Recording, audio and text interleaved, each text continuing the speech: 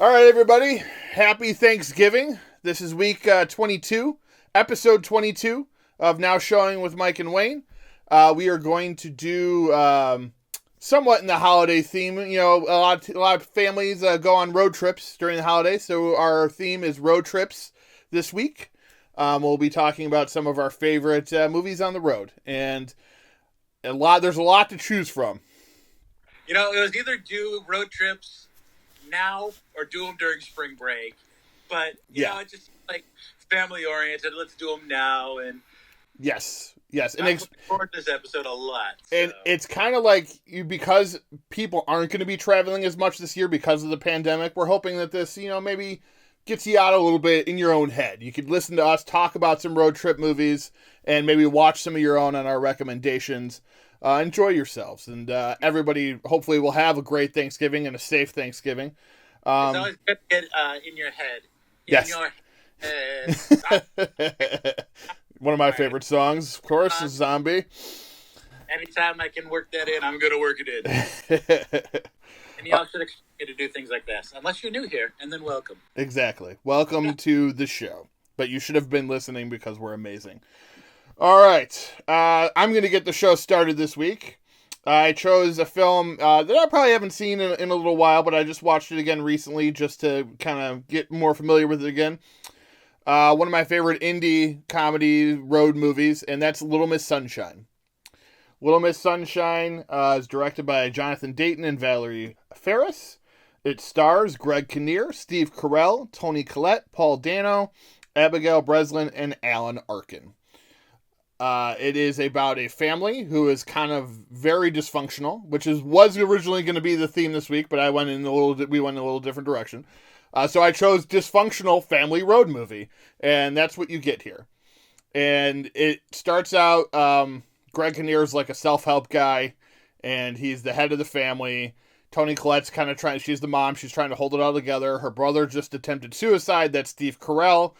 Frank Paul Dano is taking a vow of silence. He is their son, Dwayne. And and Abigail Breslin is the little girl who's just super excited all the time and loves dancing. And she gets a phone call from her aunt that she gets to be in the Little Miss Sunshine pageant, which is, I think, in California. So they got to drive like cross country type of thing to get there. And as these things happen, when you do a road trip type movie, think Vacation or some of the other road trip, crazy things tend to happen, and things are revealed. Family, you have a dysfunctional family on the road, and that already causes problems. Steve Carell is probably my favorite part of this movie, next to Abigail Breslin, because she really gives a star-turning performance in this movie. Even though she did Signs before this was kind of her breakout role, I think. And Steve Carell, just the dry wit and the sarcasm he brings to this role, opposite Greg Kinnear, because they have a very good back and forth throughout the entire movie, is fantastic.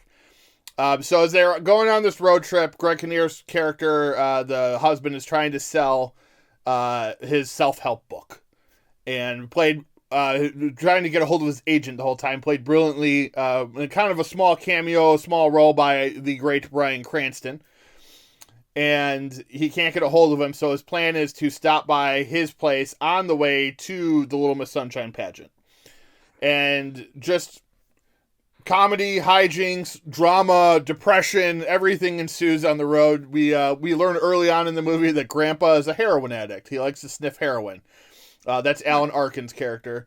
And his reason for sniffing heroin is because he's old and he's near death, and he should be able to do whatever the hell he wants. It's why he got kicked out of his old folks' home, is because he wouldn't stop sniffing heroin. So there's that dynamic there between the father and son, and Greg Kinnear is his son. And then just the craziness and dysfunction between the rest of the family. Paul Dano's character basically hates everybody, as he says in writing on a piece of paper. So on this way to the Sopranos, so we just gotta give Sopranos love, as I always do. Anytime I can tie it in, I'm going to. Sorry, what was that? Paul Dano was a small bit role on Sopranos, played one of AJ's friends. Oh, okay. I did not know that. Very interesting. He will also, is everyone... Yeah, he's been in a lot of things. He'll be the Riddler coming up in the Batman movie next year, or really? the year after. Yeah, that's cool, man. Yeah, intriguing. Yeah, he's a really good actor, and this is it's an early role for him too. And it's funny because he doesn't talk for 70% of the movie, but then he finally he gets so frustrated and finds something out. I won't give anything away just in case people haven't seen it, but there's a big secret that's broken out, or something that he discovers. Not even a secret, because it was a secret to everybody, including himself. He didn't know it. He discovers it, and he flips out, and that's kind of causes him to break his vow of silence. But yeah, overall, it's just a really great movie. Steve Carell, this is probably the first time we saw him do dramatic work, which has led to him doing a lot more. And he was really good in this movie. And Toni Collette is always fantastic. She's kind of always called upon to be like the stressed out mom. Sixth Sense, anybody, if you've seen that, or one of her Oscar nominated roles, she's great in that movie. She kind of brings a lot of that to this movie, just a lot of just craziness. But again, as I said, Abigail Breslin, she's kind of the heart of this movie because she's the innocent one in this whole thing, where everybody else is kind of tainted by this point, and she is not. And just her final dance sequence at the end to Rick James is by far the highlight of the movie, and just a fantastic moment for the entire cast. The movie itself, it's hilarious. It just shows that, even when you're angry with each other, you're upset at your family, that certain things can bring you together, that I don't want to get all sappy here, but that you can all come together as a family, because it's still very dark and very dramatic throughout this whole movie. And it's a fun movie, but it's also only if you have a dark sense of humor, such as myself. Suicide is not necessarily something that would be funny, but in this movie, it's handled very carefully, I think, and they do a good job with the whole how it happened and all that kind of stuff. I always kind of equate this movie to the Blind Melon song "No Rain," the little bumblebee girl dancing around. Yes, because yes, I agree too, and a lot of that has to do with I think earlier in the movie she's wearing a similar outfit, and then the cover is yellow. And it's just it has that feel to it. I agree. It's kind of always felt like that. But it's funny too. It's a weird thing, because we talk, beauty pageants are gross. Okay, in my opinion, I think so. Especially for young girls, maybe teenagers and above, whatever. They're they can make those decisions. For young girls, I think they're kind of gross. And the funny part of this movie was that the parents, like Greg Kinnear, he's kind of sitting by himself in the audience watching all these girls parade around in bikinis and swimsuits and stuff, and walk I don't want to say sexy, that's not the right word, but it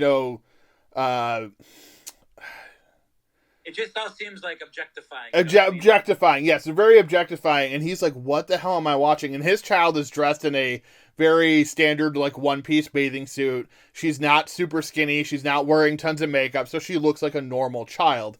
And then when she starts doing her dance, which is has some very risque moments in it, where she's slapping her butt and stuff, the other parents were like, oh my God. And it's really? And that's the whole point of I think the family's trying to make is you just watched all these kids parade around in bathing suits, and my daughter, doing this silly dance at the age of 7 is really kind of freaking you guys out. Come on. So it does kind of tackle that a little bit. It doesn't have a whole lot to say about that industry, but I think it does mock it to a sense. But if you don't mind, I just never really saw the benefit or the purpose of a beauty contest. It just seems like a shallow way to award pretty people. And what is the benefit when you win? You wear a crown and you wear a pretty dress and you show up places and I guess you get money every appearance? Yeah, the benefit I see out of it is for the parents. I mean, when you look at those, I've never watched them, but I've seen the commercials for the TV shows and stuff. It's all about the parents. It's not about the kids. They want the parents want the recognition. They want to be able to go in front of the other parents and act like they're better parents because their kid won a beauty contest, when really it's all subjective anyway. It doesn't really matter, right? It's not a contest where really the skill is what's going to get you to win. I mean, So yeah, it's silly, and I think they handle it pretty well. I think in this movie and kind of making it look as kind of silly as it is, as the little girl is kind of struggling, not also because her dad doesn't help her out with it, with her image, which is you kind of think that's not going to attack somebody until they're like 12, but she's only 7 in this movie. And it shows that it can hit them younger, and it shows how early kids start to realize and see things and understand, like, well, I don't look like her, and everyone thinks she's beautiful.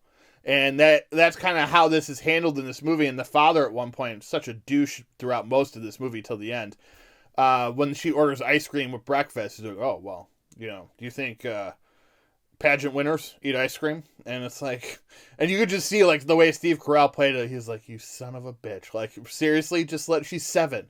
Just let her eat ice cream. So they do this whole thing where the grandfather, Frank, played by Carell, and Paul Dano all eat her ice cream, and then she wants the ice cream and starts eating it herself. So it's like, it's a really, like, kind of uncomfortable scene, and then it ends up being a very nice scene from all the other characters, and it's handled very well. It's just a movie that's always sat with me. It's never, like, I haven't seen it a bunch of times. I probably saw it 2 or 3 times when it came out, and now I revisited it this week, and it's still charming as hell, funny as hell, dark as hell, and just one heck of a time, to be honest. So if you haven't seen Little Miss Sunshine, it is on Stars right now. Obviously, you could rent or buy it in most other places as well. If you know me, I have a copy of it, so you just reach out and we'll talk. But Wayne, so what's your first movie for the week? All right. Much like the way I was talking about trying to decide between, we were talking about, do we do road trip movies during spring break or do we do them during the holidays? I went with 2004's Euro Trip. Grossly underrated it by a lot of people. I don't know why this isn't more just talked about like people. I know a lot of people love it. I know I sure do. It's probably one of my favorite of the teen angsty films from the time. Yes. So let me give you a little bit of a rundown here. Dumped by his girlfriend, high school grad decides to embark on an overseas adventure with friends in Europe. The goal is to meet his longtime pen pal, whom he believes is a guy named Mike, but it's actually a girl named Mika. I believe is what her name is. So it's Mika, yeah. Mika, that's what it is. Thank you. That's right, because the little brother gives him a hard time about that. All right, so this movie stars Scott Meklowitz, Jacob Pitts, Michelle Trachtenberg. Let's see. Kristen Krug has a small cameo. She plays the heartbreaking girlfriend, Fiona, who is having a torrid love affair with one of the greatest cameos ever, in my opinion. And this guy's known for making great cameos. Matt Damon plays a punk singer named Downey. Yep. Just fantastic. The king of cameos. Yes. One of the highlights is the Scotty Doesn't Know song. Mm-hmm. I have that as a ringtone on my phone because don't tell Scotty. If you're not familiar, you're missing out. So, basically, after Scott Thomas, the lead character, Scotty, is dumped, he basically has he's down in the dumps, oh, woe is me, what am I going to do type thing. His pen pal kind of insinuates that they should meet, thinking that he's a weird dude, kind of hit on him. He lashes out, says, I never want to speak to you again, blah, blah, blah. That's where he gets the realization that, oh, it's a girl. The picture that I have is of a attractive woman, not a nerdy dude. Oh my gosh, I need to reconcile it, blah, blah, blah. So he decides to, recruit the gang and go find Mika. Let's see here. So, Michelle Trachtenberg's character is Jenny. Her twin brother, Jamie, played by Travis Wester. I believe I got the right guy here. Let me just double check. Yeah, that's him. You're right. It's small. Yes. They play the worst twins ever, as dubbed by Cooper. And It's just, they don't connect. They don't, they're not, real, like, twinny. They don't really have a lot in common. They don't have that twin sense that in a lot of movies where they know what each other's thinking. They don't have that at all. Yeah. But I want to really talk about Cooper, Jacob Pitts here. This was a fantastic role. He really, I correct me if I'm wrong, but it's basically a young David Spade or another version of him. Yeah, I'd say so. That's kind of what they were going for. Yeah, the hot tub scene alone. Mm-hmm. The hot tub scene, the dominatrix scene. He gets all that good stuff, all the weird, like, sexual stuff. So basically, they fly to Europe. They're hopping all over the place, driving around on trains, on buses. Mi scusi. There's a very interesting scene with a Italian gentleman on a train, played by Fred Armisen from SNL. You can speak to European traveling better than I've never been. It's pretty easy to get to different countries, right? It only takes a couple hours, right? Yeah, it's not. It's made very accessible. So that you can travel around. It depends on where you're going, obviously, on how long it's going to be. But yeah, for the most part, you could go from country to country by train, by rail, and that makes it easier, and it takes a lot of the stress off too, because like going to the airport, checking your bags and stuff, it can be very stressful. I think the train, I don't remember like freaking out about going on the train and stuff. So it is something that I think a lot of people do, especially when they go backpacking and stuff through Europe. Right. Have you ever had an interesting adventure on a train or a bus there? We've had some interesting family adventures. Unfortunately, I'm not going to talk about them on this podcast because some people may not enjoy those as much as I have. So be on the lookout for Mike and Wayne After Dark for all the details. Our dirty European stories. So basically, I'm just going to jump ahead to the end. It's been out. This movie's been out for like 16, 17 years, give or take, 16, I think. It all culminates in what we perceive to be the Vatican in Rome. Yes. Scotty finally tracks down Mika and does his best to win her affections. That isn't the only love connection that is made in this movie. I recommend that you definitely check out Eurotrip to see all of the fun, exciting, hilarious opportunities. And as I'm saying this, I just thought about the beach scene. Yes. Oh my God. I'll lay it out like this. The beach scene, they go to a nude beach and they're expecting like lots of naked girls and just like just gonna be a very sexy time. Well, they go there and it's just like 30 naked dudes. And they don't realize this until the girl, Michelle Trachtenberg's character, is getting ready to take her top off. And all of a sudden, all the guys are like, huh? So they treat it like, almost like the seagulls from Finding Nemo. Like they kind of just like, or all of a sudden just drawn to it. See, I was going to go with Fast Zombies, seeing as how we just, finished up Halloween last night. Yes, yeah, that too. Yes, there's a good relation there. This movie, I forgot to give props here real quick. Hang on. Directed by Jeff Schaffer, Alec Berg, and Dave Mandel. Yes, and Alec Berg. It's on this as well. Alec Berg, one of the creators of Silicon Valley, has worked with Mike Judge and stuff a lot. So yeah, a lot of talent behind the camera early on. This is one of their earlier works. I just want to give a shout out to some of the other actors too. Vinnie Jones is Mad Maynard. Lucy Lawless is Madame Vandersex, Sex Club Dominatrix. Diedrich Bader as the mugger. And then, as I mentioned, Fred Armisen plays the creepy Italian guy. We also mentioned Kristen Kruk and Matt Damon. And then there's also the Robot Man, too, which is also really funny. But also, there's a lot of fun things in this movie. It wasn't very well reviewed when it came out, but the audience seemed to flock to this movie. It was a huge hit on home video when it came out. So if you haven't gotten a chance to see it and you like movies like Road Trip and American Pie, I definitely recommend you checking it out. Obviously, as Wayne does as well. Oh, also, Jeffrey Tambor is uncredited as Scott's dad. So that's right. Yeah, I forgot about that. That's why odd that he's uncredited though. So anyway, that's usually his choice. It's one of those things where they want to be like, hey, it'll be a surprise. I don't want to be acknowledged for this trash. Yeah, or it could have been that.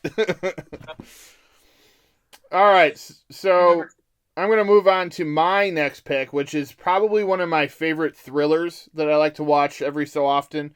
Close to midnight? Huh? The Close to Midnight? Something evil lurking in the dark? Yes. You tried... Sorry. Go on with thriller. That's okay.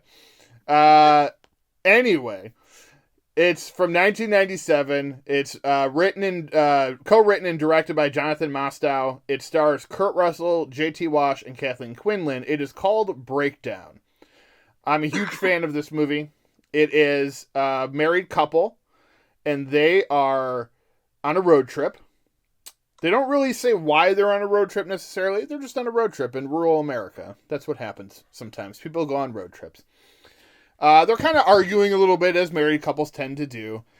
And they almost get run off the road by these redneck douchebags who then confront them at the gas station. And Kurt Russell is trying to kind of ease it down, like, hey, don't, it's sorry, no harm meant.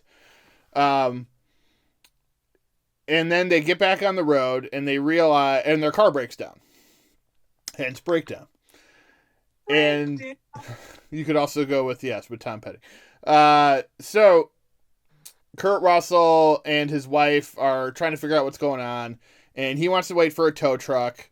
They're stuck in the middle of the road. Everyone's got to remember this is 1997, so they do have a cell phone, but there weren't a lot of towers back then, so they couldn't get a signal.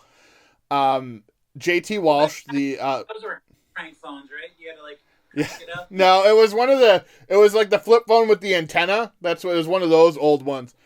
So J.T. Walsh, the late J.T. Walsh, plays this guy who stops to help them. And the wife decides that she's going to ride in town with him, and Kurt Russell's going to stay with the car in case a tow truck shows up or whatever. And so she leaves.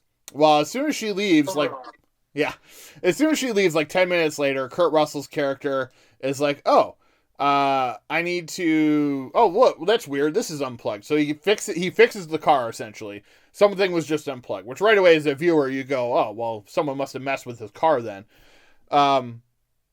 He then goes to the town, goes to the diner where she's supposed to be, and she's not there. And no one has seen her. He starts flipping out.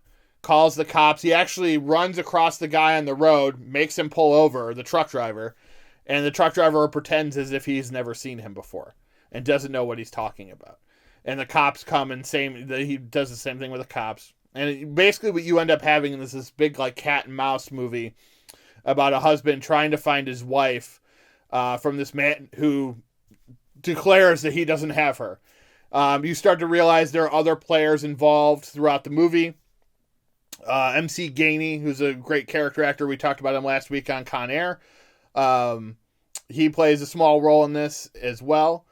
And Jack Noseworthy, another character actor, is in this. They're the villains. They do a very good job.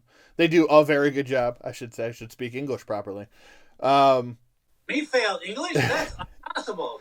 This movie it's always just been there for me, and just whenever I need a good thriller or something, if I haven't seen it in a while, it's I pop it on because it's just really good. And I think it's one of those movies that I think a lot of people have forgotten about. And Kurt Russell is pretty much just really good in everything he's in. I will say I don't necessarily think I wouldn't call him a great actor. He's never going to win a bunch of awards, but he's a reliable guy who always performs well to the movies that he's in, no matter what the movie is.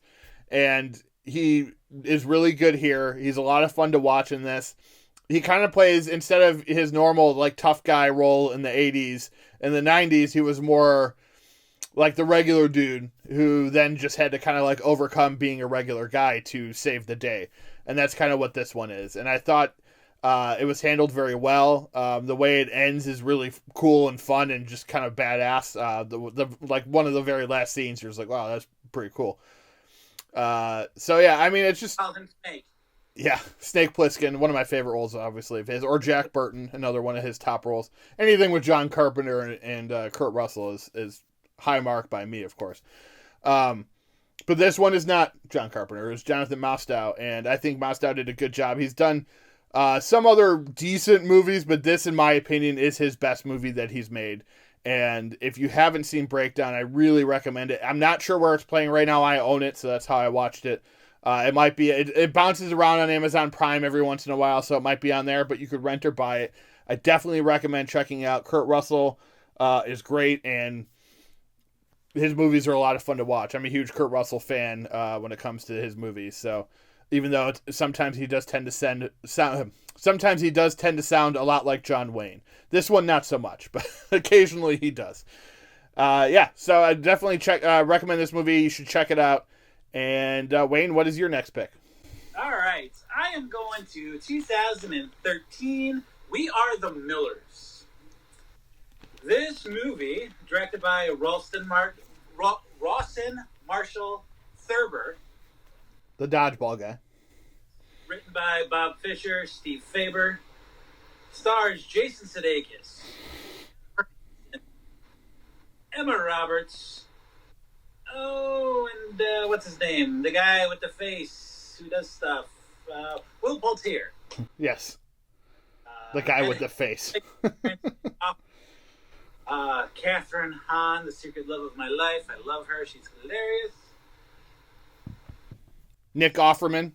Yep. All right, so a little synopsis. A veteran pot dealer creates a fake family as part of a plan to move a huge shipment. Are you familiar with shipments? Shipments of marijuana into the United States from Mexico.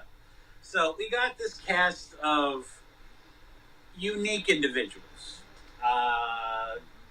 Jason Sudeikis is a drug dealer. Jennifer Aniston is a exotic dancer, stripper, if you will. And then we've got Emma Roberts and Will Poulter. I'm drawing a blank on their deal. Are they just average? So Will Poulter's character is the neighbor in the building to Jennifer Aniston and Jason Sudeikis' characters. Emma Roberts is like, from what they can gather, she's homeless because she's just kind of like outside, but she has an iPhone and a bunch of other stuff. So that's how she gets. Remember, how she gets roped into this is Will Poulter thinks that he needs to get involved in her like being mugged by these like three guys, where Sudeikis doesn't want to get involved, and so they end up both getting involved, and that's how the drugs get taken in the first place. So when they have to decide, when he has this plan, he decides to reach out to her and offers to pay her money to pretend to be his daughter. Right. Thank you. Mm-hmm. So this is just one of those dysfunctional road trip movies, perfect for what we're talking about. Mm-hmm. It gets the job done as far as humor goes. It's a lot of fun. Ed Helms is great as the white drug lord in the States. Probably one of my favorite scenes is when they bring Sudeikis in the beginning, and the whole floor is covered in plastic, and he's like, "Oh my God, what are you doing here? Come on!" He's like, "What are you talking about?" He's like, "I'm having the ceiling redone." He's like, "Oh." He's like, "Well, why would you bring me onto a floor of plastic?" He's like, "Oh, do you think I was going to murder you like Dexter? Like what?" Like that's the whole. It's very funny. Keep in mind, new episodes of Dexter are coming out soon. I'm so very excited about that. Anyway, sorry. But yeah, obviously one of the most memorable scenes, or one of the most talked about scenes, was the learning how to kiss scene. Yes. Will Poulter, a little inexperienced, is kind of given a lesson in lip action, if you will, by mother Jennifer Aniston and sister Emma Roberts. Not a bad way to learn how to kiss or to receive. Yes, but the plot point too is he's caught by the other family's daughter, by Nick Offerman's kid, and she's like, "Oh my God, they're super strange and weird," because they think they're a family, obviously. So yeah. It's just hilarious, but it's a real fun movie. I did see it somewhat recently, so maybe I could comment a little more on it. But there are lots of really good moments in it. Luis Guzman has a good cameo as the Mexico police officer that bribes him. Originally, they're going to give him oral sex because they don't think they have enough money. But then they realize that he's actually asking for 1,000 pesos, which is like $97. So they give it to him and they're on their way. There's a lot of just kind of laugh out loud moments. The scene too where he gets where Will Poulter's character gets bit in the nuts by the scorpion, spider, something, one of those. Some kind of venomous bug that makes a huge issue out of the problem. Yes. That's basically towards the end of their road trip, so it adds more time. And then you have the kid with the no regrets tattoo where it's spelled incorrectly. Yes, no. He's really funny too. You have no regrets, huh? Not even like one letter. Sedagas is really good here. I really like Jason Sedagas a lot. Anytime he's in a movie, whether it's a drama or a comedy, I'm gonna watch it because I really think he can do a lot of good work. And I think in this movie it was nice to see him lead a movie. Jennifer Aniston is great because she's always game for these comedies. We found that out when she did Horrible Bosses, also with Sedagas. That she really has a good comedy, funny bone. When when you look at her in like The Breakup or any of the Adam Sandler movies, she's just kind of the straight woman. She doesn't have a lot of funny moments. I think this movie gives her a lot of those moments, and it's really, really funny, and she's really funny in it. In the movies you talked about, she's basically still Rachel from Friends. Yes. Able to, be evil and vindictive or just something different. Yeah. Which is because I'm not saying woe is her for being of course no dollars for playing the same character. In fact, good on her for that. Yes, right, exactly. Yep. So but yeah, real fun movie, definitely recommend it. Absolutely. All right, so go ahead, Wayne. Sorry.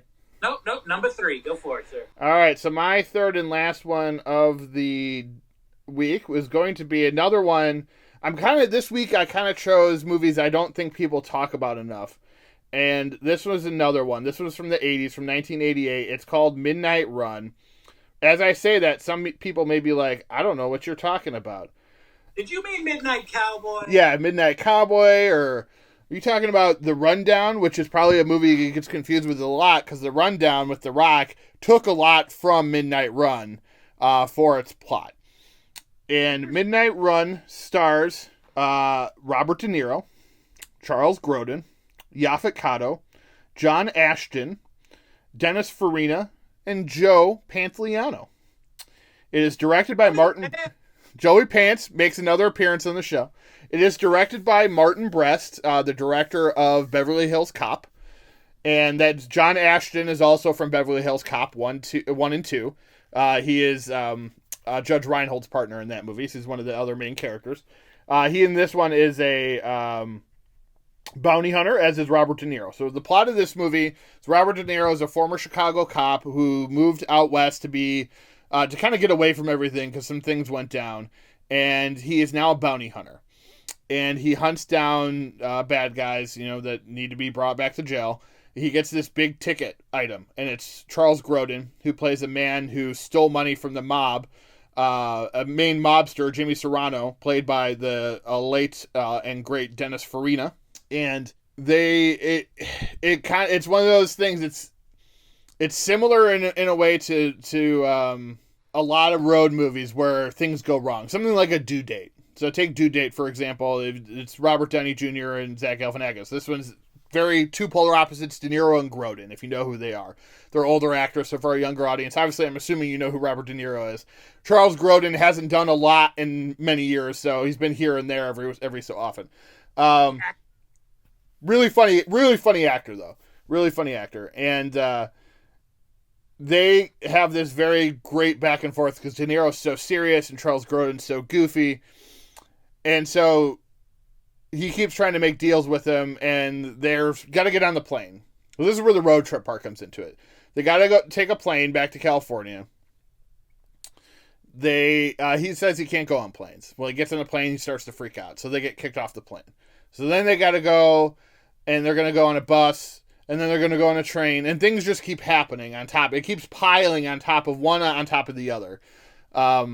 And it just adds up to this really great action comedy where De Niro is kind of given his all in this movie. That if you look at it, it didn't do great at the box office. Critically, it did very well. People liked it.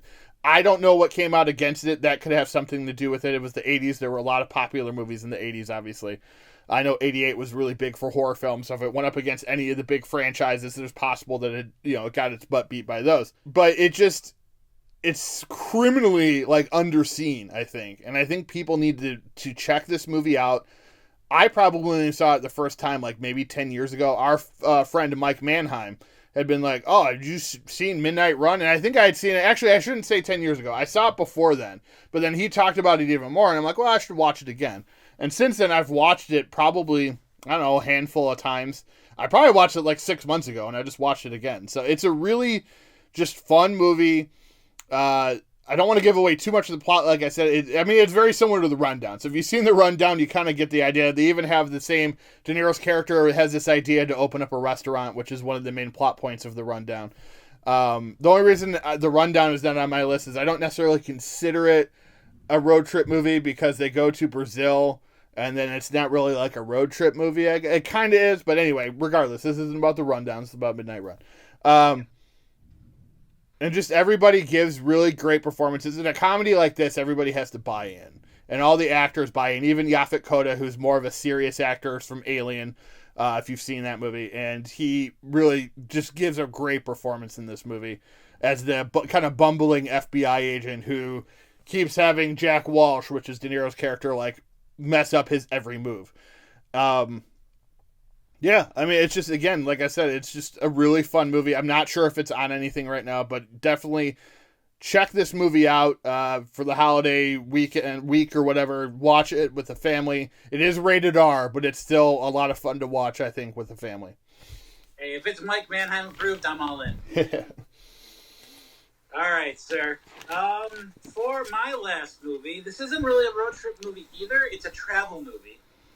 But because the Thanksgiving is coming up, I had to add it to my list, and I'm going to round out the day with 1987's Planes, Trains, and Automobiles. All right. Synopsis is, a man struggling to travel home for Thanksgiving with a lovable oaf of shower curtain ring salesman as his only companion. All right, this movie is written and directed by John Hughes, so you know it's the 80s, you know it's John Hughes, so you know you're going to probably experience something pretty dang good. Starring Steve Martin, John Candy. John Candy has been on the show before in our Gone But Not Forgotten. Yes. I'm sure we talked about Planes, Trains, and Automobiles a little bit, but I'm going to go into a little bit more depth here. Steve Martin plays Neil Page, a executive businessman, if you will, trying to get home, see his family, spend a nice Thanksgiving together. Del Griffith, played by the amazing John Candy, is also trying to get home to his wife, wants to see his family and whatnot. And basically how the story goes, it turns out that Del Griffith is alone. He doesn't have anywhere to go. He doesn't have anywhere to be. And he's just trying to enjoy time with this man that he's befriended on the road. There's a problem with the plane. So they get on the train. There's a problem with the train. So they rent an automobile. Oh, there's a problem with the automobile. If you have not gotten around or haven't seen this movie, or, it isn't a staple in your household growing up like it was for me, you gotta see this movie. It's classic humor. It's classic Steve Martin, classic John Candy. I'm gonna just go to the car on fire scene. Yeah. Obviously, you need to suspend some disbelief because there's no way a car this condition would still drive. But no. And most likely a cigarette like that wouldn't cause a car to completely combust into flames either. But unless it's coated in something flammable. Exactly. Unless there's an accelerant. But anyway, regardless of that, very fun scene. Have you ever had to share a room with somebody at work on the road or anything like that? I have, yes. And actually, Neil Vandenberg could tell you quite a story about rooming with me. Well, tune in to Mike and Wayne After Dark for all the story details of a household. Yes. Those are not pillows scene I'm trying to reference and get you right now. Yes. Steve Martin has a comfortable, relaxing night's sleep. You know what? I'm not going to go into detail about this one. Check out the movie to find out what the pillows were. Yes. It's a very fun movie. I knew you were going to talk about this one, so I watched it. I actually just finished it again. I've seen it before, obviously. This was probably the first time, though, that I really enjoyed it and really liked it a lot. I would say the first couple of times I watched it, I don't know what it was, if I just wasn't in the right mood for it. It just didn't do it for me. But this time around, kind of just wanting to kind of escape into the movie, I just kind of let myself, kind of get over some of the stuff that my mind's telling me, like, that wouldn't happen. And I try not to do that when I watch movies. But for some reason, this movie, it came out no matter what. But anyway, Steve Martin and John Candy were probably two of the funniest people from the 80s. And it's unfortunate, again, we've talked about how sad we were when he passed, when John Candy passed away. And just to have this movie of two of the great comedy stars of the 80s, I think is something to behold. Like, it's a lot of fun. They're great together. It's very emotional at times, too, especially towards the end when you find out the secrets that John Candy's character has kind of been holding on to, and what he really has been going through. So when you know what he's going through, it kind of makes everything else in the movie that he did more understandable. He's just kind of looking for a connection. And this movie kind of stands as like the greatest Thanksgiving movie, only because there's not really many Thanksgiving movies that were made, but it is also very good. So yeah, I was going to ask you, can you right off the top of your head think of any other Thanksgiving-centered movies? I can't. The only ones that like come to mind are horror films, and I haven't even really seen them, but there's like Thanksgiving where it's about like a killer turkey. There's like 3 of them, I think. There's another one from the 80s called Blood Diner, I think is what it's called. Another horror film where that one, like, is a twin brother breaks out of a psych ward and starts killing his family and friends on Thanksgiving. Instant Family is one with Mark Wahlberg and Rose Byrne, which I really like and is a really good movie, and I think people should watch it. So for a Thanksgiving inspired film, there's one. But this movie, I mean, if you're looking for a movie to watch over Thanksgiving, you can't do any better than Planes, Trains, and Automobiles. It really just kind of brings that spirit to it, and it's a lot of fun. And the end, like I said, the ending really kind of just makes it feel like this big family movie. Again, this one also rated R, so it's not necessarily, I say family, assuming that if you're going to watch it with your family, they're going to be, at least 13 or older. Because there was one scene where Steve Martin probably dropped about 9 F-bombs in the airport, the rental car scene, after he goes to his rental car lot and it's missing. Problem at an airport with a rental car? Yeah, that's the appropriate number of F-bombs, if not more. If not more, we're needed, yes. I did a quick Google search on Thanksgiving movies. It popped up Home for the Holidays. That's a good one, too. Grumpy Old Men. Yep. Those are the only 2 that I was immediately familiar with. Those are good movies, too. And there's a lot of holiday films. Obviously, we're going to get into that coming up in the next couple episodes. 2006 is The Holiday, one of my favorites. The Holiday, that's a good one too. Give me one sec here. I wanted to go run down a list. I want to run down a list of road trip movies, just as we do. We always do, honorable mentions and stuff like that. Road Trip to begin with. Road Trip. Green Book, which I still don't think deserved the Oscar, but is a decent road movie. Yeah. I agree with that, because that's one of the reasons I didn't want to talk about that one, because while I enjoyed it for aspects of filmmaking, yeah, it was a bit cringy at times for some of it. Please Stand By with Dakota Fanning is actually a really fun indie road movie. I recommend it if you're a Star Trek fan, because she's kind of crazy in the movie, and she has this idea that she wrote this Star Trek script that she wants to bring to Hollywood. So she kind of leaves her mental institution to go on this road trip by herself to deliver this script. Captain Fantastic, with another one with Viggo Mortensen, a very good movie. Let's see. How could the Jay and Silent Bob movies? Those are road trip movies. Let's see. We're the Millers. Dogma, yeah, man. You can consider Dogma, yep. Dogma's another one, yep. Oh, We're exploring and discovering things as we record, ladies and gentlemen. Yeah, right. Long Dumb Road is one I just saw recently. Is on Netflix. We talked Road Trip, obviously. Even something like Zombieland. Those are road trip. Oh, Sideways. I really love Sideways. Paul Giamatti, Thomas Hayden Church. You know, Sideways was so very close to making this list. Yeah, same here. That's a really good one. I don't even know why I didn't choose it, to be honest with you, because, yeah, it is fantastic. Two more horror thrillers I'll throw out there. Joyride with Paul Walker, which we'll get into probably. We'll talk about Paul Walker at some point. And then The Hitcher. They're also the original or the remake. So the original with Thomas Howell, and then the remake has Sean Bean in it as the killer. The killer in the first one is Rutger Hauer plays the killer in the first Hitcher, and then Sean Bean plays him in the remake. But those are road trip horror films. If you're interested, Jeepers Creepers, that's another road trip horror film. There's a lot out there. There's a lot of movies I think that would fall in the road trip category. Like I said, I mentioned The Rundown. I don't consider it necessarily, but when you think about it, similar to Euro Trip, they travel somewhere else, and then they're on the road a lot. So they're kind of a lot of all these things happen.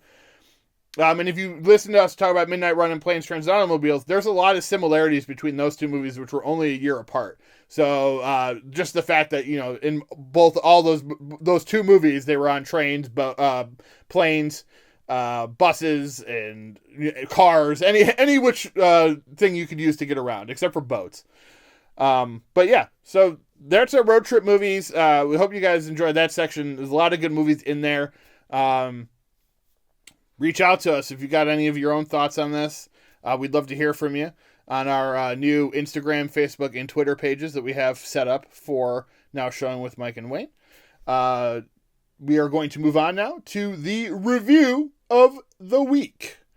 This week, we did a brand new movie that just hit Hulu on Friday, and it is called Run.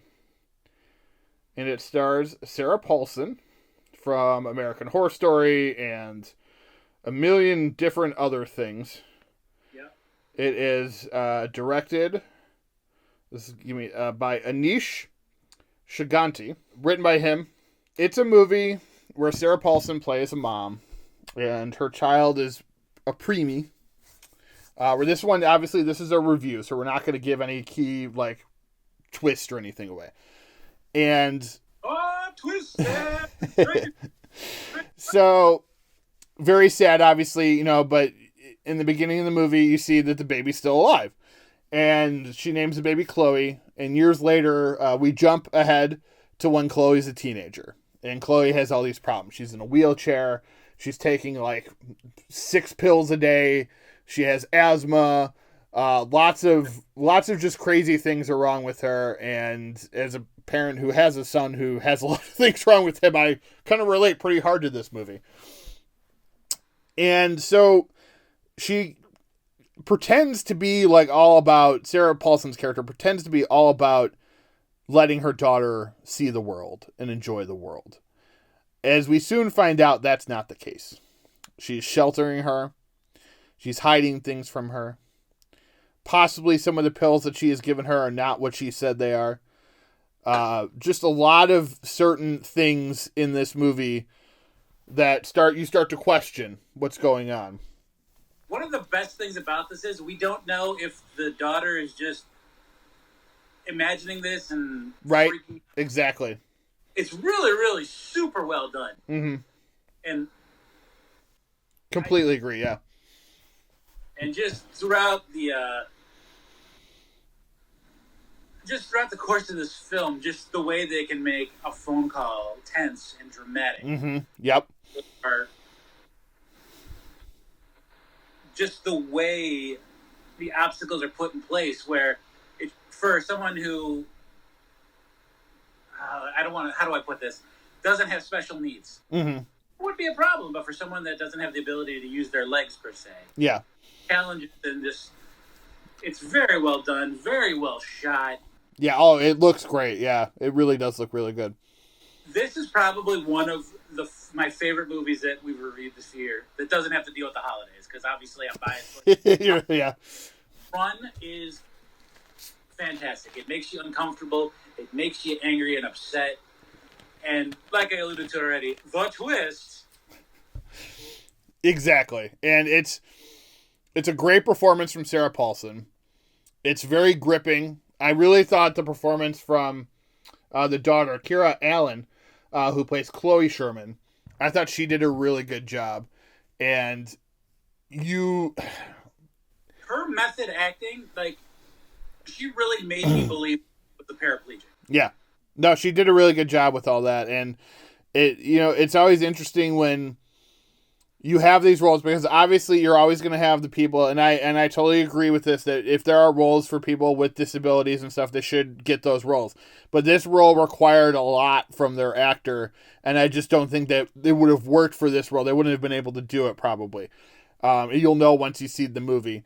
But it's just, she did such a good job that you kind of forget you're watching. Both of them do such a great job. You kind of forget you're watching a movie for a little while, and you're like watching these people's lives, which is what a good movie's supposed to do, right? It kind of brings you in.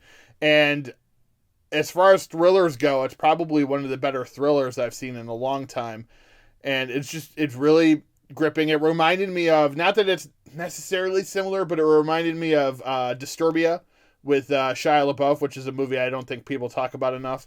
That's kind of I had the similar feelings watching that movie as I watched this movie. This movie I think is better, but just the idea, the kind of the same intensity I felt during that movie I felt in this movie.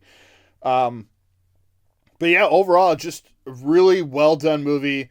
The directing was top notch. I mean, everything looked fantastic. The script is really well written.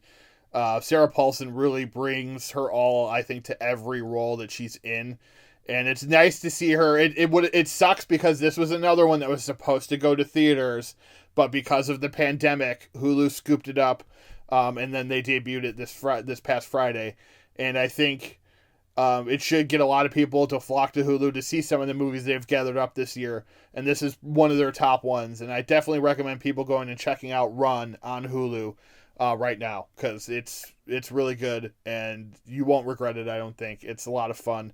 And I want to mention too, Pat Healy, he plays the mailman. He's in a lot of these like horror thrillers and stuff like that, and I like him a lot. When we talk about real world situations where someone is saying that they're in danger, this is exactly how you need to respond. Yeah. Totally not being 100% serious here right now. Check this movie out. We'll see what we're talking about. No, he did. Yeah, I was surprised they did it that way. I was thinking that they would, he didn't back down because of the threats, which I thought, in a movie is what you expect, right? So I thought they played it really well. And the fact that he was like, no, like, if you do what you got to do, we're going to, this is how it's going down. And I thought it was really well played. And he, like I said, I like him as an actor, so it was nice to see a familiar face in this movie, as it really is just a movie about Sarah Paulson and Kira Allen. They're the two main characters. They're in the majority of it. And it's them in a house for, almost an hour and a half. One of the other things that I really like, there are so many scenes where there is just no dialogue, and it's just physical acting. Yes. I equate similar to Tom Hanks in Castaway. Mm-hmm. There's a lot of times where I think you went 22 minutes or something like that without a word of dialogue being spoken. Yep. I'm estimating that number. I don't remember exactly. No, I know what you're saying. Yeah.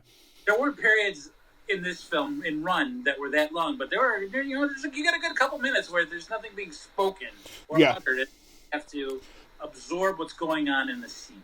There's a lot of tense moments too. The computer scene, which I won't say what's going on, but Wayne will know what I'm talking about. Very tense scene, which leads to a very tense scene the next morning. And it's just, there's just lots of those kind of really good moments like that you get in this movie that make it worthwhile. And as I'm looking at Rotten Tomatoes, it's got I'm not on there right now, but I know it has a really good Rotten Tomatoes score. Critics are really liking it.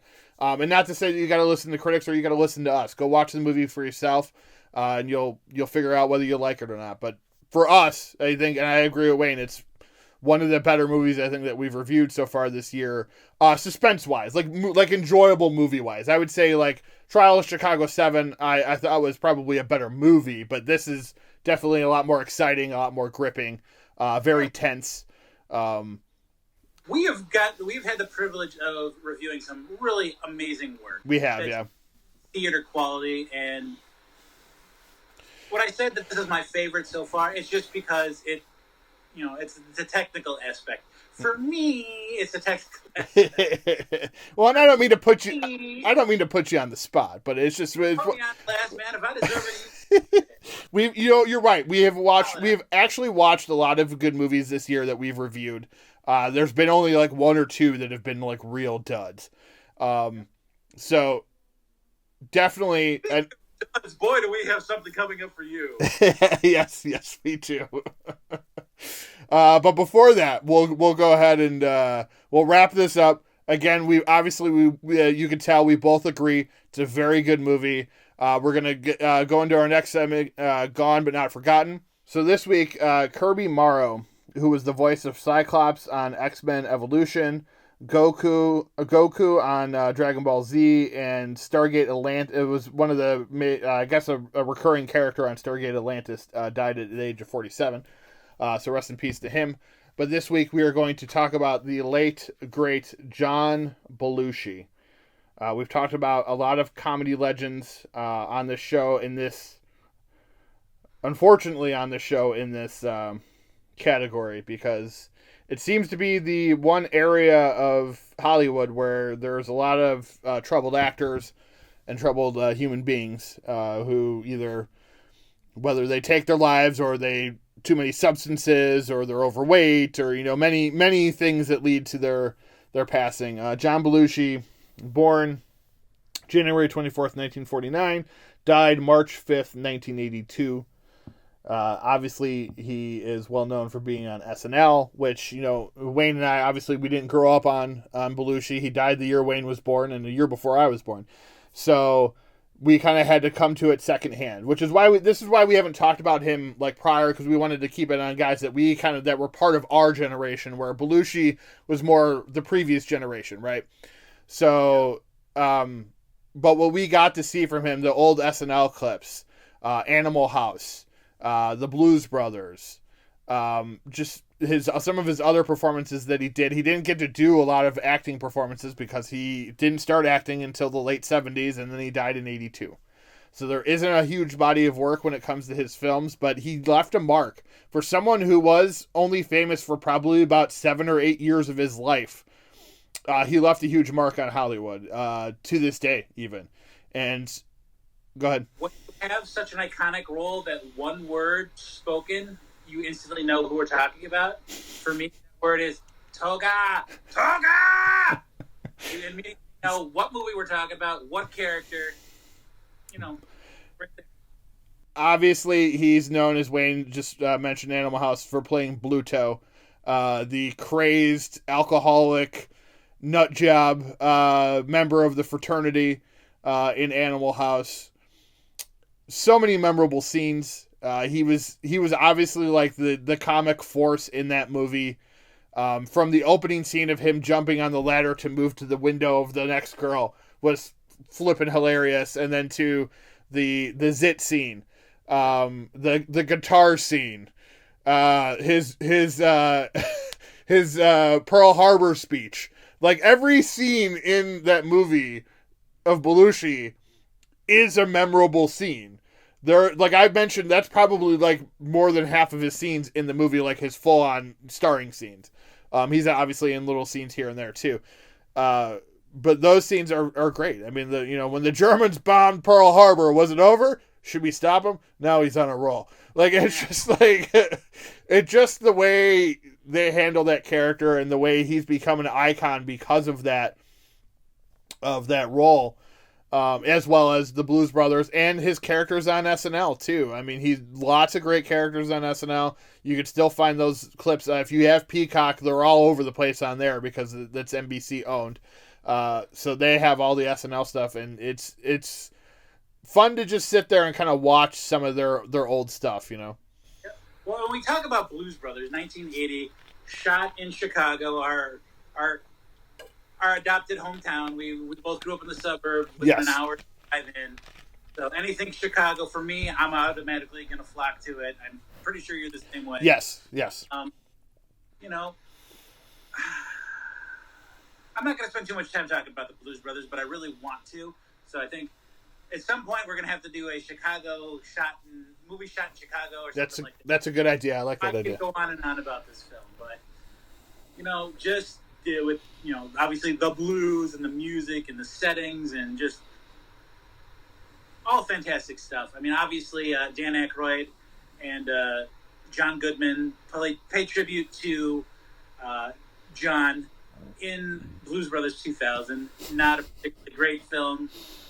It's often it's imitated. Now his younger brother Jim Belushi has taken up the mantle in Blues Brother-esque things, performances and stuff. Yeah. Great. Again, that's just a great film. Obviously, another iconic line: "The band, Elwood, the band." Yeah. Don't know what I'm talking about. The Blues Brothers band is on a mission from God, if you will. And again, stay tuned for the full synopsis when we do this movie. But it's a classic. I mean, and it also should be talked about that it is the first SNL skit turned into a movie, and successfully, and it's a huge hit. People love this movie. People loved him, and that was the thing. Is like being from the stories that we've heard, being around him was infectious. Like it was, similar to Chris Farley. But then it was also not only was it infectious, but it was destructive at times, and that's what leads to the drugging and the drinking and all that stuff. And unfortunately, that's how we lost John Belushi was to drugs and that one crazy night, and it was just many a crazy nights that he had survived until then. And so when we kind of look back at this again, not being there when it happened, it's a little different, but I feel like we can relate to it because of Chris Farley, because of Robin Williams, because we've watched our comedy legends go down similar paths, and we, till this day, we've talked about them before. We still miss those guys and their performances. Candy, Williams, Farley, every day, Adam Sandler said it best in his song tribute to Chris Farley: "Slow down or you'll end up like Belushi and Candy." It has to do, like we talked about, the sad clown, where you always feel like you have to be.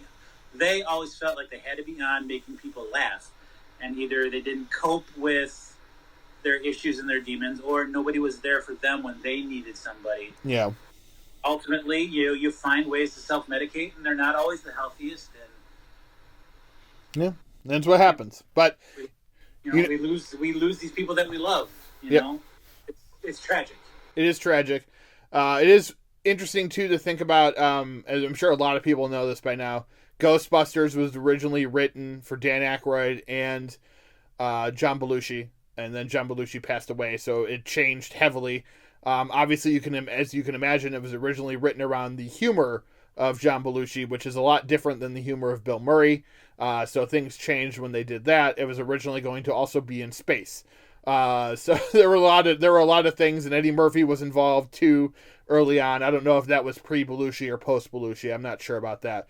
And that's we could do a whole Ghostbusters discussion, but it would have been just the idea that we could have had a different Ghostbusters movie had he not passed away. Just dragging and dropping. Could you have seen John Belushi as Peter Venkman? I can see that working. Different. It would be different, but yeah, it's almost like the Chris Farley and Shrek. Like it'll work, but it would just be a completely different character, I think. I don't think Chris Farley and Shrek. Yeah, that's different, but that's another argument that we'll need a discussion, if you will. So I thought he would have been fine. It would have been Chris Farley as Shrek. It wasn't like he's going to do like. It would have been a Scottish accent, I don't think. No, and mainly Mike Myers did that because out of respect for Farley, because he didn't want to do just a normal voice, since he wanted to make it his own and make it different, since Farley had already started recording. So there was a little bit of that. The reason he did that was just kind of to make it so different from what Farley was going to do. So yeah. But again, this is about Belushi. We get as you can see, we're movie people, so we kind of get all over the place. But yeah, so Belushi, it would have been great to see new movies with him, but unfortunately, we kind of had to rely on just watching his old films, and they're hilarious. Animal House is probably my favorite. I mean, Blues Brothers is also really good as well. But Animal House, I think I've seen more too. I used to watch it cliche. I used to watch it in college a lot. Not that I really lived like that in college, but I used to watch those movies because I thought they were fun. And also a early performance from Kevin Bacon. Fun. Who was also in Planes, Trains, and Automobiles. So tying back to that, he's the guy that steals Steve Martin's first cab in the very beginning of the movie. It was Kevin Bacon, which I did not know that again until I watched it. Look at this, making connections on the fly, sir. Connecting things, it's the 6 degrees of Kevin Bacon. It really does work. All right, so John Belushi, we hope that you're resting in peace wherever you are. Having what we have from him has been great to experience as someone who, again, as we said, we didn't really grow up with him, but you kind of go back and look and see what comedy was before, not long before we were born, but just before we were born. It's been a lot of fun. All right, so. Very much, and as hard as Jim tries, he just can't live up to you. No, yeah, exactly. And I like Jim Belushi, but I mean, he's definitely not John. I think he knows that too, which is why he's now a weed farmer. So, good luck to him, because that's why he's a weed farmer, yeah. Yep. All right, so we are going to move on to Awfully Good or Just Plain Awful. Oh, we got a good one for you this week. Oh, yes. So this week, I decided that we would watch, just so we know, I picked the movies just in case anytime you're like, why did they pick that shitty movie? It was me. I have the shitty taste. I'm just a monkey that does what he's told. We picked let's see, here's what it's described as Wikipedia. 2015 space opera, Jupiter Ascending. Directed by the Wachowskis, starring Channing Tatum, Mila Kunis, Sean Bean, Eddie Redmayne, and Douglas Booth. It's a movie about a woman whose maid, her father, gets shot and killed for no apparent reason. They're robbed, I think. Just listening to that cast, you gotta be excited about what you're gonna see. I mean, this is before Eddie Redmayne really blew up. Yes. It was like... hear that name and you're like, all right, we're gonna see Sean Bean get killed in some cool way. Channing Tatum, hey, maybe he'll take his clothes off and dance. He can shut up. Mila Kunis is the voice of Meg Griffin, who's always told to shut up on Family Guy. Yes. Just aren't with me. I'm sorry, please continue with your synopsis, but it's just like, oh, good cast. Great cast. You're right. Right away, you're like, oh, this is a solid cast. The Wachowskis who directed The Matrix. I mean, fantastic. What could go wrong? Well, we'll tell you what could go wrong. And that would be most of it.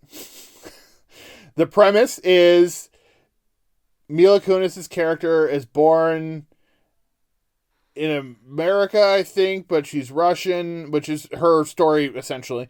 And her dad is murdered, again, by some thieves that break into their apartment randomly while her mother is pregnant with her, and he gets shot and killed. And so she grows up without a father in America as an immigrant with her mother and her aunt, and they are maids. And they go in and they're cleaning apartments, cleaning houses, whatever. And I'm going to skip all the other, she wants to buy this telescope because her dad had this telescope, and it's like, for some reason, the telescope was stolen and is worth like $4,000. I don't know why. They don't explain it, but that's how much money she needs. So she is going to sell her eggs and get money from that. And it's going to be enough for her to get the telescope and make her happy, I guess. Like, that's kind of all she wants in life. While she is getting the procedure done, let me take a step back because I forgot to mention that earlier she was at one of the people's houses who she's a maid for. And these alien beings showed up to steal her, but then Mila Kunis' character was there, so they freaked out and they left. And she saw it but then she doesn't know that she saw it. It kind of like wiped her mind or something. So now she's getting her eggs taken out from her, and they're back because they realized that when they were there that she is what they need. She's what they want. And it's because she's like some sort of, she's the queen, or she's the if it sounds crazy or weird, guys, it's because this movie is all over the place. It's got so many different little tweaks. I didn't even mention the two brothers and sister yet. They're from the galactic space, whatever the hell they are. They're so. Oh, just wait till we get to the Mog ripoff. Oh yeah. So, to get back on track here, Channing Tatum shows up, who we later learn he saves the day. He saves her. He rescues her. Whatever. He takes her to this tower, and then he goes and he takes her to the spaceship, and then they go from the spaceship, and then they go to Sean Bean. And Sean Bean is this former bounty hunter type guy, just like Channing Tatum. Who Channing Tatum is half wolf and half human, and this is made clear to us because he has pointy wolf ears. It's the only wolf thing really about him. Maybe kind of like his nose. I don't know. It's really kind of like, oh, you're told this information, and then you're just like, they don't explain why. Like they spliced human DNA with wolf DNA, and that's what they got Channing Tatum, which I find it funny that they did that, and all that came out from the wolf DNA was the pointy ears. Yep. So it's very interesting just to see the lengths that they would go to make, like, kind of explain why he is what he is, but then he really doesn't look like what he's supposed to be. And then they explain some sort of like wolf rage that he has that caused him to be an outcast, and then it's so then Mila Kunis is found. That's where we find out at Sean Bean's farm with his daughter, who's got like a disease or something, which is lightly touched on. We barely don't get any background on that. And then we find out there that she's like this queen, that she's the mother, the reincarnated mother of Reddy Edmayne and his sister and his brother. They all want her because they want the power, because Earth is the power to the solar system or something. And there's like things going on. Power! And it's like Eddie Redmayne's really angry in this, and he's not very good, even though he just won an Oscar like 2 months before this movie came out, and then was nominated the next year for an Oscar and a Razzie at the same time. A Razzie for this movie, obviously, and then he was nominated for Danish Girl the year after he won for playing Stephen Hawking. And it's just so weird to see him, like, it looks, to me, this felt like, and it's sad because it's the Wachowskis, but it felt like a Fifth Element ripoff. And it felt like Eddie Redmayne was trying to be Gary Oldman from Fifth Element and failing horribly at it. And it was just so weird and over the top and reality could have been Chris Tucker's character, let's be honest. Yes, that's true. Maybe it was more in that range.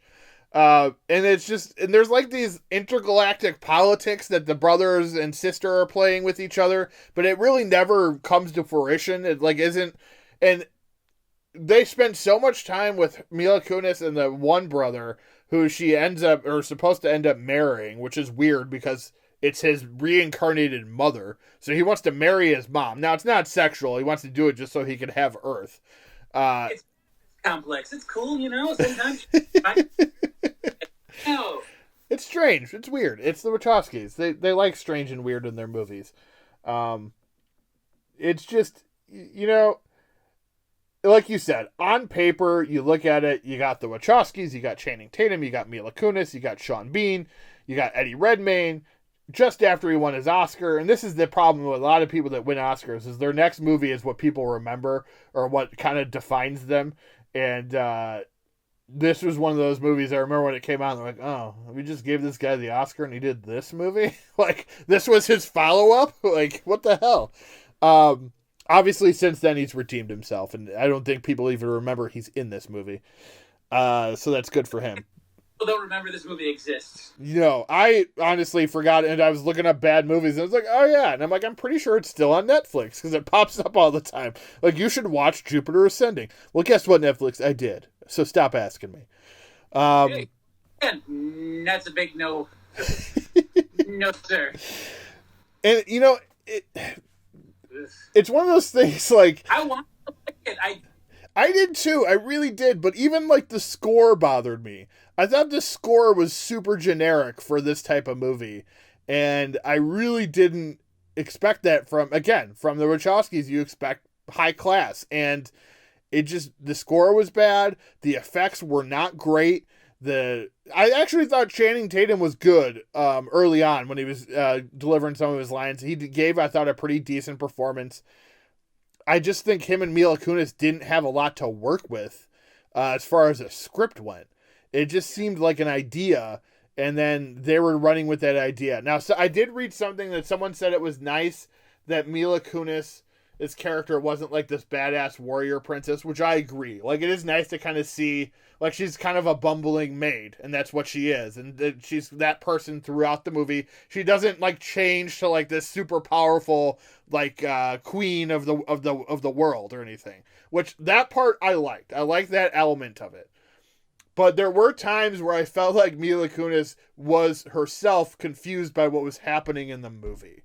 Because there are so many weird moments that you're just like, wait, what is going on? And then the strange sexual tension between her and Channing Tatum, who is, again, half wolf, mind you.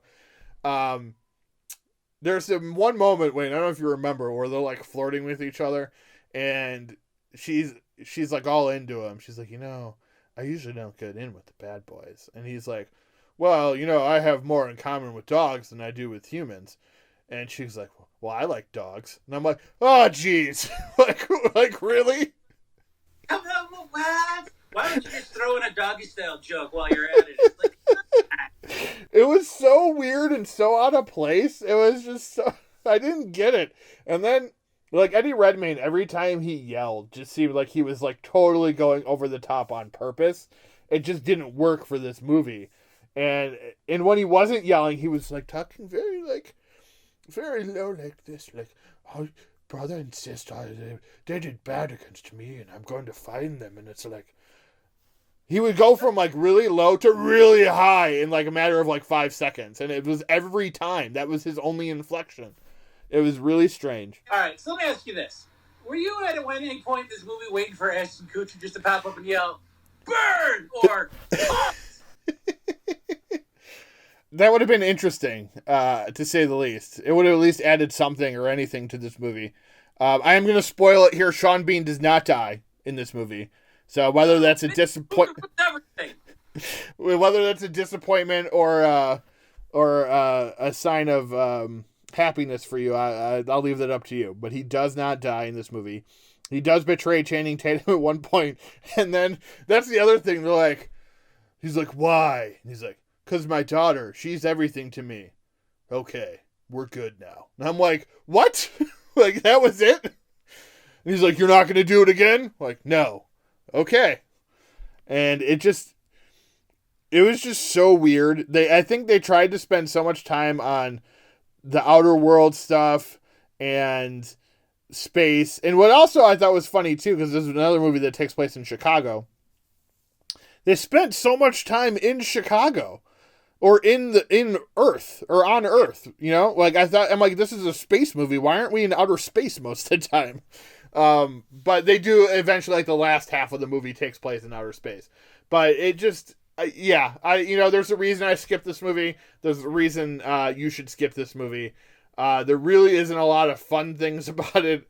It's mostly just really bad, really horribly written. And I really like Mila Kunis and Channing Tatum, so I'm kind of feel bad for them to an extent. Obviously, they probably made a lot of money on this movie, so don't feel too bad for them. But yeah, definitely skip this one. It's on Netflix if you want to watch it. Wayne, your final thoughts?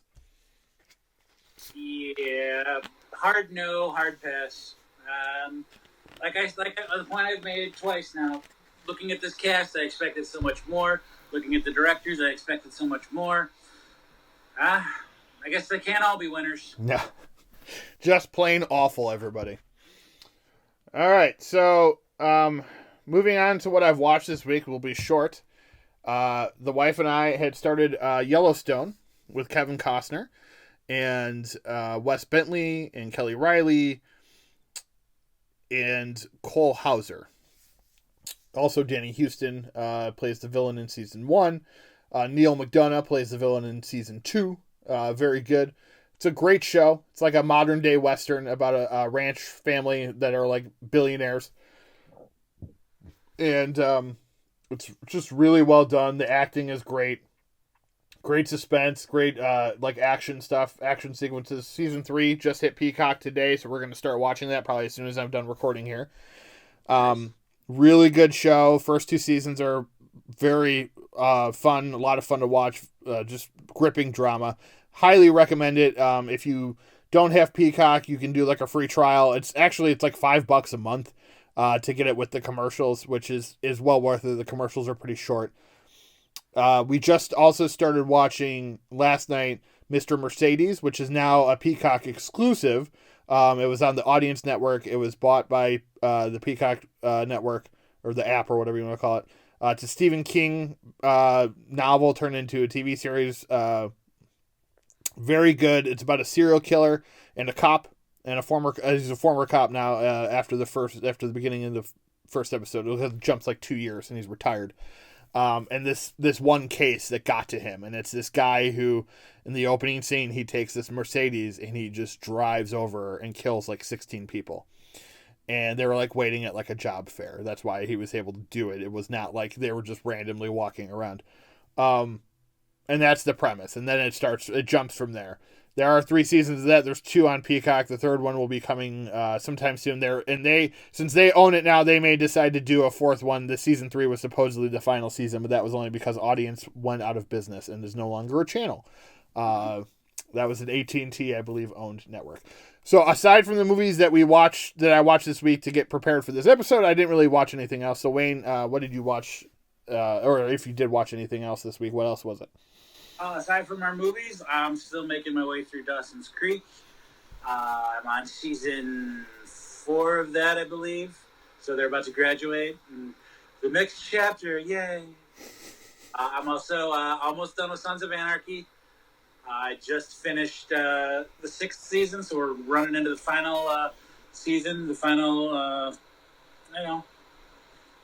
So, just mentally preparing myself for that, and I almost let something slip there. No. But yeah,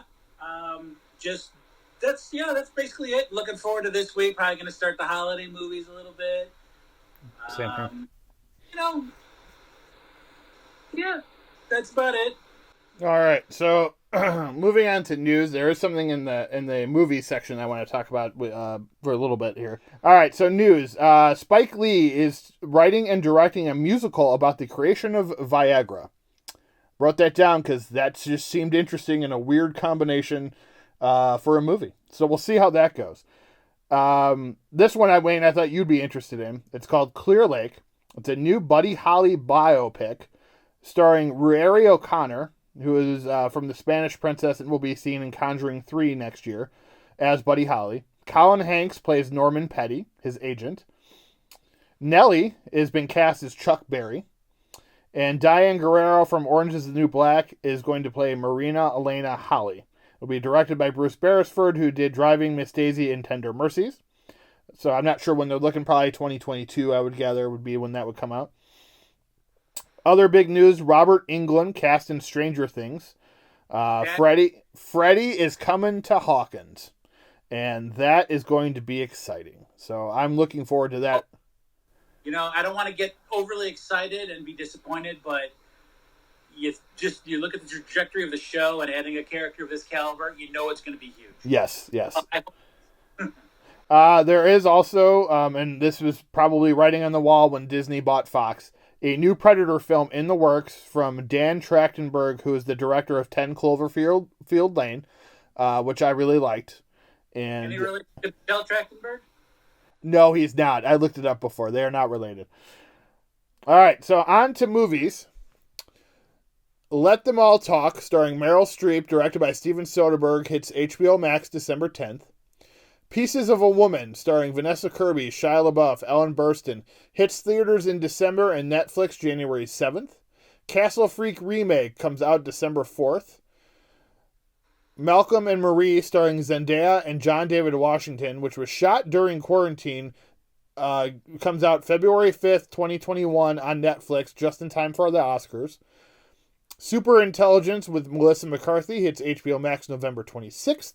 One Night in Miami, directed by Academy Award winner Regina King. It's a fictional film about what if Malcolm X, Muhammad Ali, Jim Brown, and Sam Cooke spent a night in a hotel during the civil rights movement in Miami.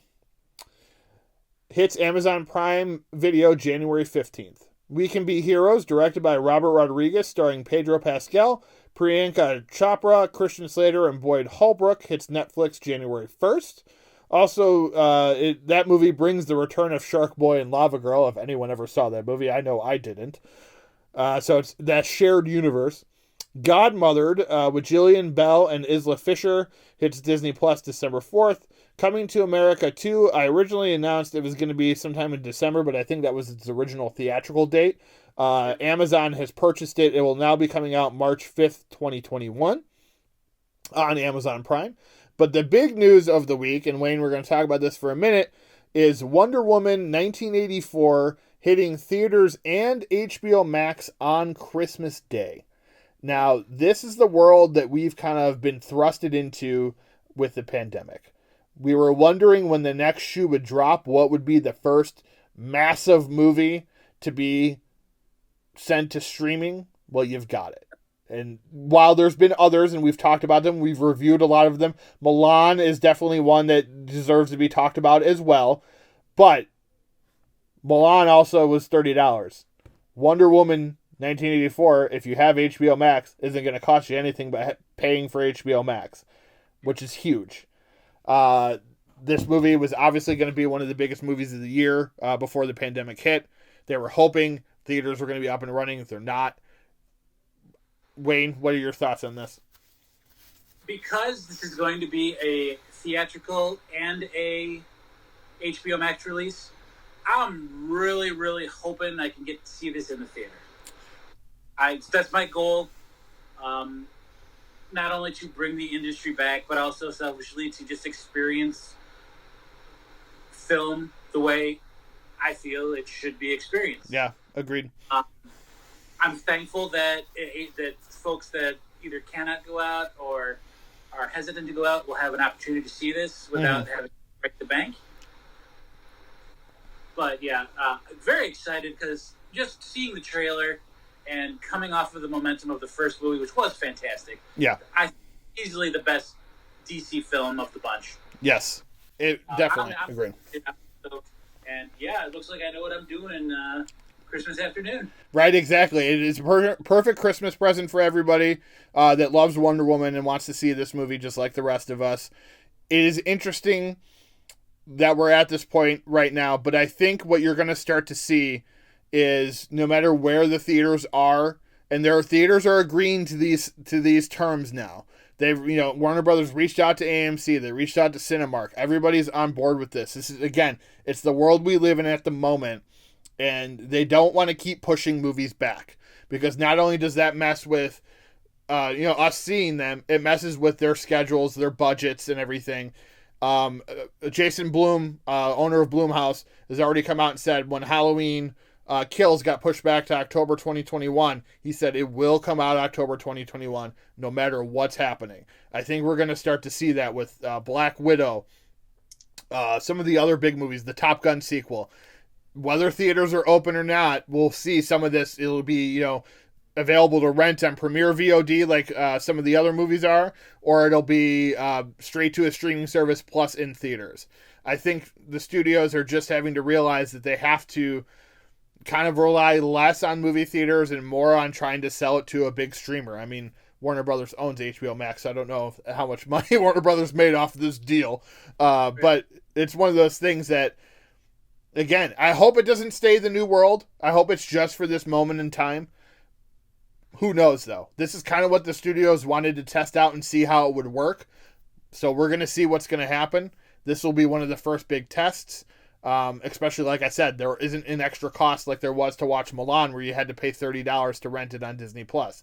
This is, if you have HBO Max, it's free. So it'll be interesting to see what it does. Obviously, HBO Max is probably doing it to another reason to do it, not only to get it to the fans, to get more people to sign up for HBO Max, which you'll probably definitely get quite a few, I would imagine. I'm trying to think how this could work with a theatrical release without there being many movies. There's nothing being released. So theoretically, to make up for the lack of people you could have at a theater in one time, you could show this film in every theater that you have. Yes. With its seating. I'm just trying to come up with a best case scenario to be able to see this in the theater, because that's what I really, really want. Well, for us, Wayne, there is the drive-in in Ruskin. So I haven't been to it yet. They haven't played a lot of. Sorry, go ahead. Sorry. It is straight out of the 1950s style drive-ins. I mean, it's untouched. Like this. Really? It's still old school. It's clean and it's great. It's just you get that old time vibe to it. I really enjoyed being there over the summer. We had a Cub Scout activity out there. Okay. Ended up watching. Was it when they were playing the old movies? Yes, Land Before Time. Oh, nice. Okay. Well, hopefully they'll get this one, because I know they had New Mutants. I know they're more family oriented, so that's why they haven't had a lot of the R-rated like horror stuff, which has been hitting up all the drive-ins throughout the country, which is what I've been looking for. You know, if I want to go to a drive-in, I want to go see a whole old or a horror movie, you know, blood, guts, all that stuff. But they've been obviously trying to keep more family oriented, so maybe they'll get Wonder Woman. That'll be another option. Check your drive-in theaters. Check your AMCs that are open. Some of them are, and they will be showing this movie, obviously. But if you want to stay home with the family on Christmas and watch it, it'll be available. I'm looking forward to it. I know my wife is. She doesn't watch a lot of those movies, the DC movies with me, but she does like Wonder Woman. So we'll be watching that. And, so that's basically it for this week's show. We went a little long because we were talking about Wonder Woman 1984. Everybody, we hope you have a happy Thanksgiving. Or Turkey Day, Happy Turkey Day, or whatever you want to call it. Hopefully everyone's being safe and, not commingling too much. But hopefully you can have maybe a little bit of family over, just so it's not, not just you. But, so it'll be, hopefully it'll be fun for everybody. And hopefully you all have a great holiday week. And we will be back next week. So Thank you. We love you guys. Thanks for listening. Keep sharing. We appreciate it greatly. And again, we have our new platform, so reach out to us if you want us to talk about something specific. Come on and be a guest. We've had a couple of our friends on. We are welcoming everybody that is interested. And Wayne mentioned our accounts. You could follow us on Instagram and Facebook at Now Showing with Mike and Wayne. And then you could follow us on Twitter. It's at now_Wayne. It basically gave me that because of the title, I think. So Wayne's name is in the at, so that's what you type to get that. We've got some. We'll have some news coming up in a week or so. So stay tuned for that. For Wayne, I am Mike. Thank you for listening to Now Showing with Mike and Wayne.